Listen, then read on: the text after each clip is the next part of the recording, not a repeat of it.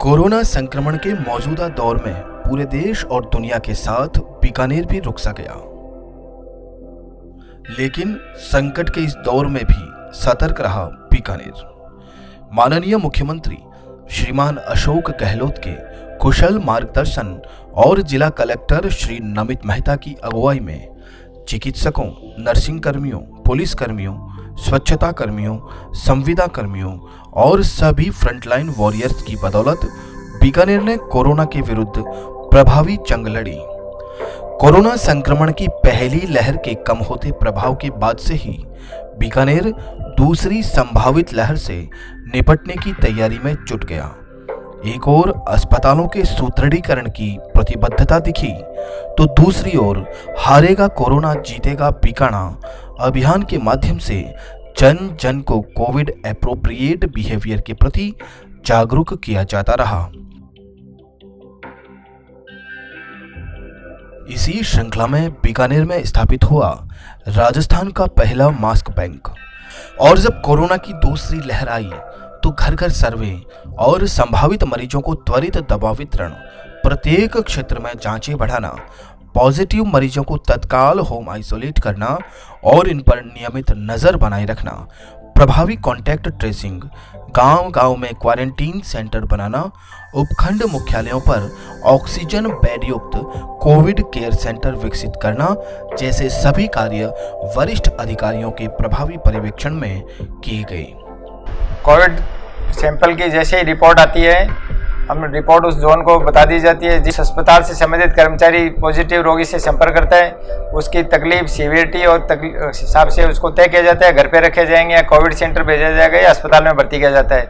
Report आने के 1 घंटे के अंदर हमारे पास मेडिसिन आ गई और जो स्टाफ आया उन्होंने हमारे को हौसला बढ़ाया कि भाई आपको डरने की ज़रूरत नहीं है, और बाकी जो बचे हुए बंदे हैं घर के अंदर उन सबको आप आइसोलेट अलग जगह कर दीजिए। घर का कोई भी सदस्य घर से बाहर नहीं गया, वो हमारे को दवाई दे के गए, हमने वो दवाई लेनी चालू की। तो उन्होंने हमारे को हर तरीके से गाइडेंस किया अच्छे से, हमने उसका पूरी तरीके से पालना किया। हमारे पास कलेक्टर ऑफिस से फ़ोन आया था कॉन्टैक्ट ट्रेसिंग के लिए कि भाई आप कैसे आए कैसे नहीं आए। सरकार ने त्वरित गति से हमारे जो भी हेल्प देनी थी वो दी उन्होंने। कोरोना संक्रमण की दूसरी लहर में सबसे बड़ी चुनौती था ऑक्सीजन का प्रभावी मैनेजमेंट। राज्य सरकार द्वारा आवश्यकता की तुलना में पर्याप्त ऑक्सीजन आपूर्ति की जाती रही, फिर भी इसका न्याय संगत उपयोग और अपव्यय रोकना सर्वोच्च प्राथमिकता थी।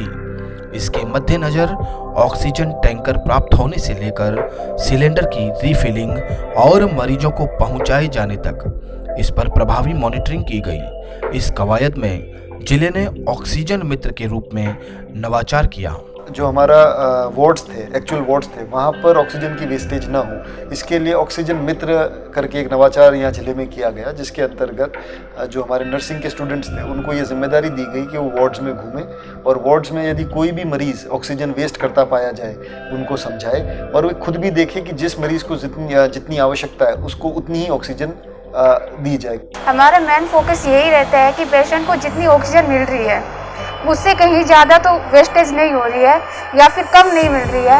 हर आधे घंटे के अंदर हम लोग पेशेंट की सैचुरेशन देखते हैं और पेशेंट के रिलेटिव को भी हम लोग यही बताते हैं कि जितनी ऑक्सीजन इनको मिल रही है उस नेजल को आपको ना तो फ्लो बढ़ाना है उसका और ना ही कम करना है। इसका नतीजा ये हुआ कि वो जो 4.3 पर पेशेंट खपत हो रही थी सिलेंडर्स की, वो घटकर 2.1, 2.2 तक आ गई। इसकी वजह से हम ये सुनिश्चित कर पाए बीकानेर के अंदर कि कभी भी ऑक्सीजन की किल्लत किसी भी अस्पताल, चाहे तो पीबीएम अस्पताल हो या प्राइवेट अस्पताल हो, कहीं पर भी ना रहे और प्रॉपरली हम हमारा पूरा क्राइसिस निकाल पाए।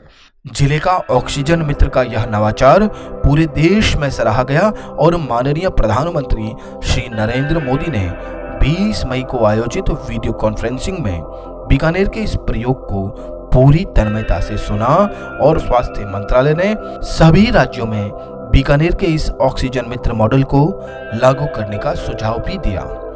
इन सभी प्रयासों की बदौलत पीबीएम अस्पताल भी नए रूप में उभरा और दूसरी लहर की पीक के चुनौतीपूर्ण समय में भी किसी भी मरीज को यहां भर्ती करने से मना नहीं किया गया।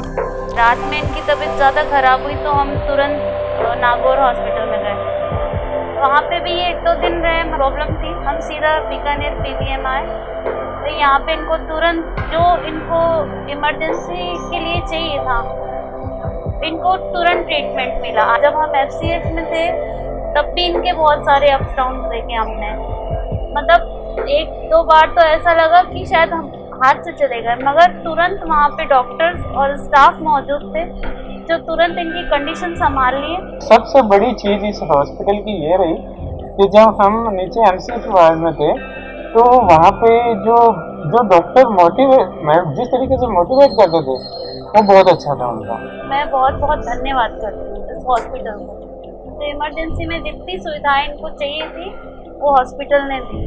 कोरोना संक्रमण के दौरान चिकित्सकीय व्यवस्थाओं के साथ नाइट कर्फ्यू, जन अनुशासन पखवाड़ा, लॉकडाउन आदि से संबंधित गाइडलाइन की 100% अनुपालना सुनिश्चित करवाई गई। तो एग्जेम्प्टेड और नॉन एग्जेम्प्टेड के बीच में नाकों पे खड़ा हुआ हमारा आदमी ये डिफ्रेंशिएट कर पाए कि कौन एग्जेम्प्टेड है और कौन नहीं है, वो चैलेंजिंग टास्क था।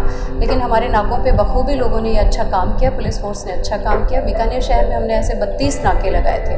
महत्वपूर्ण बात इसमें यह भी है कि बीच में 2 अबूझ सावे भी थे, और उन सावों के दौरान जो शादियाँ होनी थी, जगह से पूरे राजस्थान से इस तरह के वीडियोस बन के आ रहे थे कि शादियों में भीड़ है और इस तरह की चीज़ें हो रही हैं, तो ये हमें यहाँ रोकना हमारे लिए चैलेंज था। एसएचओ ने फिर जाकर के उन लोगों को एडवांस में पाबंद किया, भाई जो अनुमत जितना नंबर है उससे ज़्यादा अगर हुआ तो आपके विरुद्ध महामारी अधिनियम में कार्रवाई की जाएगी। साथ ही प्रशासन और पुलिस की जॉइंट टीम्स बनाई गई। इन जॉइंट टीम्स ने जो सरप्राइज रेड्स भी की, टोटल हम लोगों ने तकरीबन 47,000 कार्रवाई पिछले 1.5 महीने में की। तो हम सब जितना भी प्रयत्न कर सकते थे राज्य सरकार की मंशा के अनुरूप रेड अनुशासन जन पखवाड़े को लागू करने के लिए, वो हमने किया। माननीय जनप्रतिनिधियों की अनुशंसाओं पर जिले की चिकित्सकीय व्यवस्था को सुदृढ़ किया जा रहा है, जो कि कोरोना की भावी स्थितियों से लड़ने में मददगार साबित होगा। कोरोना की तीसरी लहर का बच्चों पर सबसे ज्यादा प्रकोप होने की संभावना जताई जा रही है। इससे निपटने के लिए भी जिले में विशेष प्रयास किए जा रहे हैं। आईसीयू बना रहे हैं बच्चों के लिए, नीकू और पीकू। नीकू जो आईसीयू है वो नियोनेटल आईसीयू, जो नवजात जो होता है बच्चा 1 महीने तक का, उसको जो आईसीयू की जरूरत पड़ती है उसको नीकू बोलते हैं, और उससे बड़े जो बच्चे जिनको आईसीयू की जरूरत पड़ेगी उसको पीडियाट्रिक आईसीयू पीकू बोलते हैं। हम कोशिश कर रहे हैं कि 150 बेड हमारे पीडियाट्रिक पेशेंट्स के हिसाब से तैयार कर लें, जिसमें से करीब 125 से 140 बेड ऐसे हों जिन पे की ऑक्सीजन लाइन हो। 25 वेंटिलेटर्स पीडियाट्रिक पॉपुलेशन के लिए रखेंगे। कोरोना की पहली और दूसरी लहर के बीच सबसे बड़ा अंतर वैक्सीन का था। पहली लहर में वैक्सीन विकसित नहीं होने के कारण रोगियों की गंभीरता बढ़ी, लेकिन दूसरी लहर से पहले जिले में अधिक से अधिक वैक्सीनेशन के विशेष प्रयास हुए। इनमें भी जनप्रतिनिधियों, धर्मगुरुओं, स्वयंसेवी संस्थाओं सहित प्रत्येक वर्ग का सहयोग लिया गया। जो इन कोविड की वैक्सीन आई, सबसे पहले स्वास्थ्य कर्मियों को वैक्सीन के टीके लगाए गए, को कोई दिक्कत नहीं हुई है और बीमारी से पूरा प्रोटेक्शन मिल गया है। सेकेंड फेज में जो हाई रिस्क ग्रुप थे और जनरल पॉपुलेशन है, आज खास करके अब 18 से प्लस वालों के भी इंजेक्शन लगने लगे हैं। बीकानेर में करीब 5 लाख घर हैं, उनमें 3 सर्वे घर हो चुके हैं, चौथा अभी 1 तारीख से शुरू हुआ है, जिसमें MLI के पेशेंट ढूंढे जाते हैं। डायबिटीज, ब्लड प्रेशर, कैंसर उन रोगियों को ढूंढा जाता है। ब्लैक फंगस का सर्वे भी इसके साथ साथ चल रहा है। तहसील हेडक्वार्टर पे कोविड केयर सेंटर खुले हुए हैं और मौके पे ट्रीटमेंट दिए जाते हैं। हर PSC पे 5 कंसंट्रेट रखे गए हैं, CHC पे 10 कंसंट्रेट अभी रख दिए गए हैं। जो कोविड की सेकेंड लहर थी उसके अंदर पूरे देश इससे काफ़ी प्रभावित हुआ। राजस्थान में भी इसका बहुत इम्पैक्ट देखने को मिला अप्रैल और मई के अंदर। पर माननीय मुख्यमंत्री जी और राज्य सरकार के जो निर्देश और मार्गदर्शन मिले उसके अंतर्गत बीकानेर में भी कोविड प्रबंधन में अच्छा काम हुआ। जो हमारे डॉक्टर्स, नर्सेस और प्रशासनिक अधिकारी, पुलिस अधिकारी एक टीम के रूप में जिले में सभी अधिकारियों ने और डॉक्टर्स ने काम किया, उसका नतीजा ये रहा कि कोविड के संबंध में कभी भी कोई क्राइसिस की सिचुएशन बीकानेर में नहीं बन पाई और आम जन का भी इसमें बहुत सहयोग रहा। उन्होंने एनफोर्समेंट की गाइडलाइंस की पालन करा, कोविड अप्रोप्रिएट बिहेवियर को माना। इस सब को रहते आज हम एक सुखद स्थिति में आ चुके हैं। इसमें कोई दो राय नहीं है कि कोरोना संक्रमण का यह पूरा दौर बीत जाएगा और जिंदगी की गाड़ी एक बार फिर पटरी पर आ जाएगी। लेकिन इस चुनौतीपूर्ण समय में राज्य सरकार और जिला प्रशासन द्वारा किए गए बेहतरीन प्रबंधन को हमेशा याद रखा जाएगा।